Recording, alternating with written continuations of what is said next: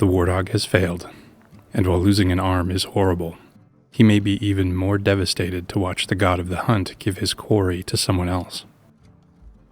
I'll tell you, I think that creating a 3D set to use for the backgrounds has paid off.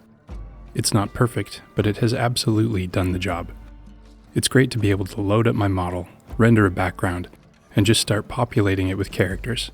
I'm completely sold on this workflow. This is the most we'll see of the warthog in this episode. Sharp-eyed viewers will notice that I accidentally gave him 2 right hands. Thankfully, my patrons on Discord get early access to panels as they're completed, and someone was able to point that out in time. Funny what can slip through the cracks. By the way, if you like where this project is going and you'd like to help it grow, you can subscribe on Patreon or become a member on YouTube. Click all the usual buttons, leave a comment, follow me on whatever social media you've got, and maybe pick up a copy of my previous visual story, Tellurian. At the time of this recording, it's 40% off, and Christmas is almost here. Last week, I created a Chimera creation chart. As I continue to develop Dead God stories, the shipwright's quest will send him and Bastion all over the antediluvian world. They'll be traveling through wilderness, towns, temples, cities, and other locations.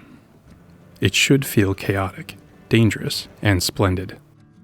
Walking along a road or down a narrow market street should be a feast for the eyes. I want there to be stories, or at least the hints of stories, playing out everywhere. In order to start planting those seeds, I need to know what those seeds are. The Chimera chart gives me a way to quickly create characters that will fit within the boundaries of this setting. To demonstrate, I had my Dragon Tier patrons vote on which creatures they'd like to see fed into the chart. By adding different animals, we can run them through the 4 different categories and see what comes out the other end. Their top 3 were Serpents, Theropods, which refers to 2-legged dinosaurs, and sea creatures. All excellent choices. My dragons have yet to let me down. Let's give this chart a test run, starting with Serpents. I already drew some of the stages of Serpent infusion in the previous video, but I figured I'd finish it off with a full body drawing. While working on this, I thought about the spectrum of humanity, from more relatably human to the more unsettlingly inhuman. There are some brilliant artists who can design cool, uncanny, inhuman creatures. I could attempt to venture into that territory, but realistically, I would just be trying to design cool stuff for its own sake. My favorite creatures, and the ones I think are the most memorable, are the ones that were carefully designed to fit the story they're in. In this story, humans are being transformed into chimeras by vengeful fallen angels as a way to spite their creator. To visually convey that these transformations are a tragedy, I'm going to give most of them more relatably human features. This will allow me to convey a spectrum of rage, fear, despair, or even uncanny emptiness as needed. Here we have a character that's received several snake infusions. I could see chimeras like this serving in the temples of the Great Serpent. Now for grafting. While infusions involve the use of creature blood and a cocktail of mysterious ingredients, grafting is the process of replacing body parts with those of other creatures. Under the Serpent column, how could I not draw a Gorgon? A quick reminder, none of these designs are final.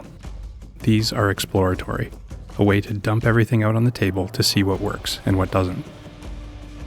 I'm starting very classic with this design. It's not a reinvention of the creature, it's a woman's upper body with the lower body of a snake. Perhaps more interesting design requirements will push me into strange territory, but I think that adding classic creatures to the context of the antediluvian world is fascinating enough for now. Another character likely to be found in the temples of the Great Serpent, these would be more rare than the infused. I imagined that undergoing this procedure would be reserved for the high priestesses and priests. She has a vial of blood around her neck, the hand of a recent sacrifice in one hand, and a ceremonial giant fang in the other. Grafting is a surgical procedure, but performed using the knowledge of the Watchers, who witnessed the creation of life with their own eyes. Rather than cutting and stitching, this mysterious process would look magical to us, but is simply the result of a deeper understanding of how to manipulate biology. For now, I'm using Turing patterns to indicate the seams. It's a natural mathematical pattern found in many forms across the animal kingdom. The sub-Nephilim are a category all their own. The Watchers could take the form of creatures and create offspring with them. The sub-Nephilim are part animal, part fallen angel. In this case, we get a naga, a serpent with the head of a man. In Dead Gods, I'm using the visual language of clowns to inform the design of the Nephilim, and this subcategory will get the same treatment. New creatures can be created by changing the ratio of dominant genes.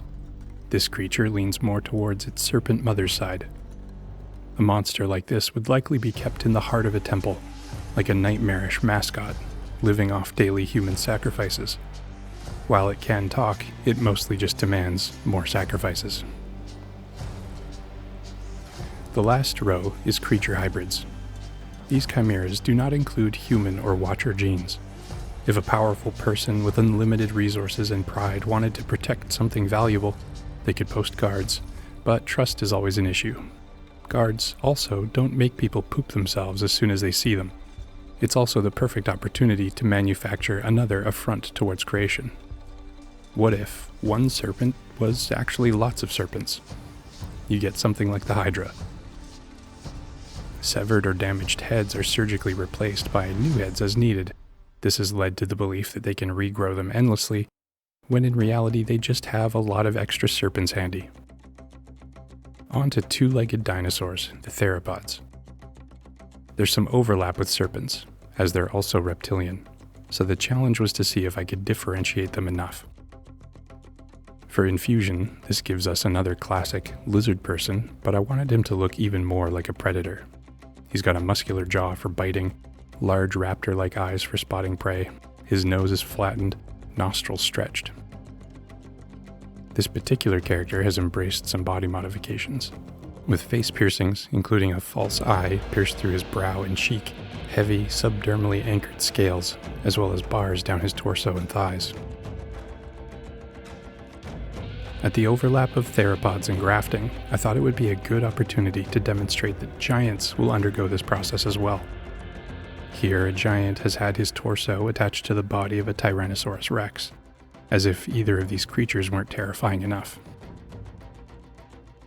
My favorite creature designs, the ones that I think are the most lasting, always have some element of the absurd or goofy about them. This creature is ridiculous. I was chuckling the whole time I was drawing it, but in a good way. I was fully prepared to abandon it if I didn't think it was working, but in the end, it's the right kind of crazy. I think a good sign that a design is starting to work is if new stories emanate from it. Just by looking at this character, I can imagine a Nephilim that fought in the arenas for sport. His legs were injured beyond repair.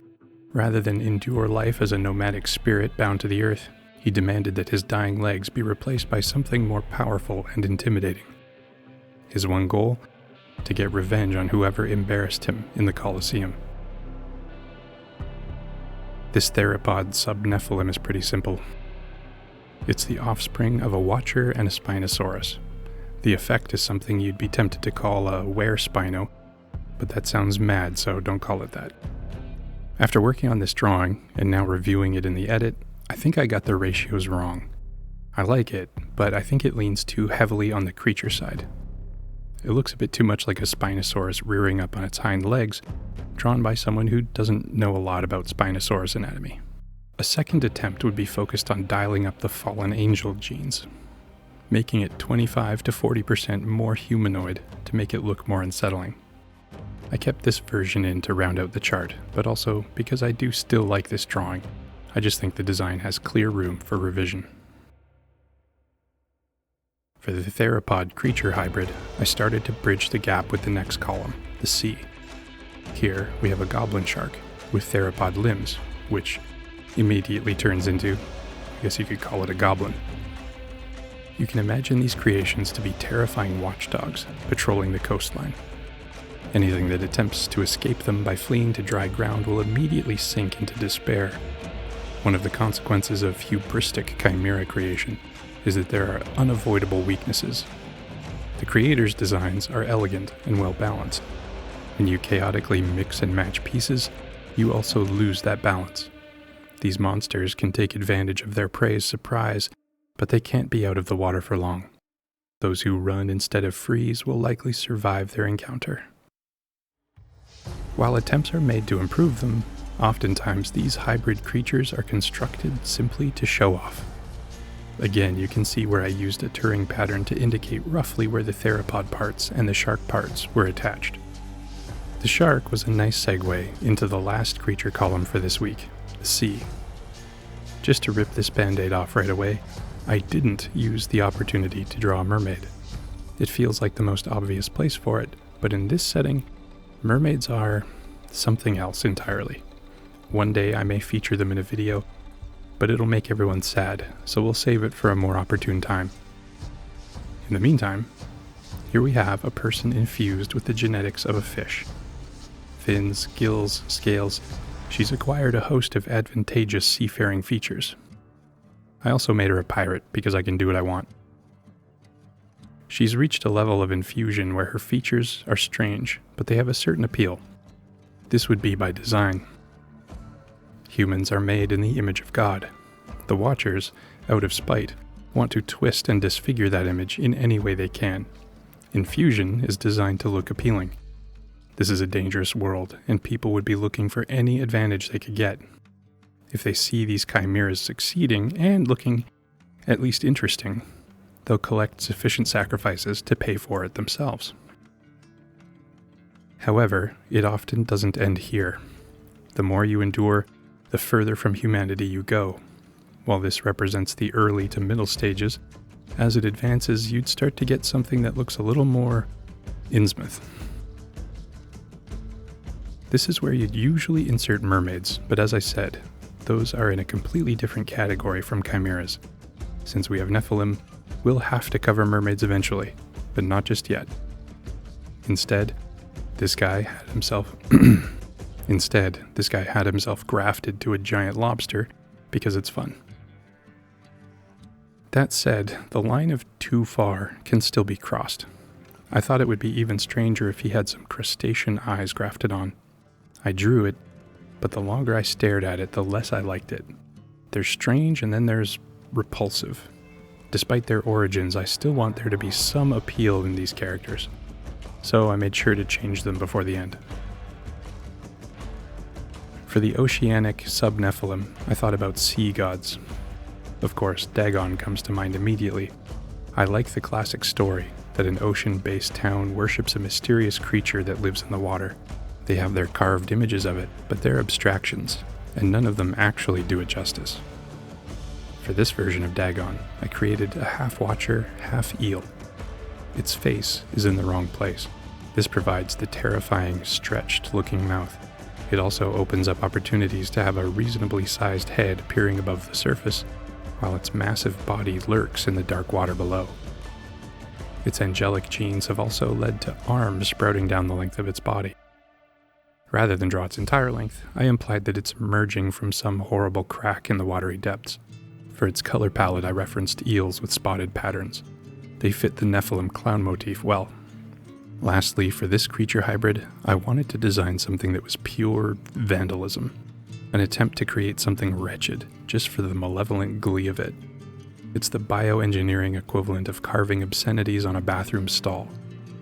A deep-sea fish with the eyes of a crustacean, a more appropriate, inappropriate place for them, with the tentacles of a jellyfish and the long legs of a spider crab. A chimera like this would be created to defy comprehension, to make people go mad trying to understand what they thought they saw. So, there we have it. A dozen chimeras, from the classic to the peculiar, quickly drafted up based on some simple constraints. As I develop more stories, systems like this will help to ensure that the antediluvian world is rich with strangeness. Thanks for watching.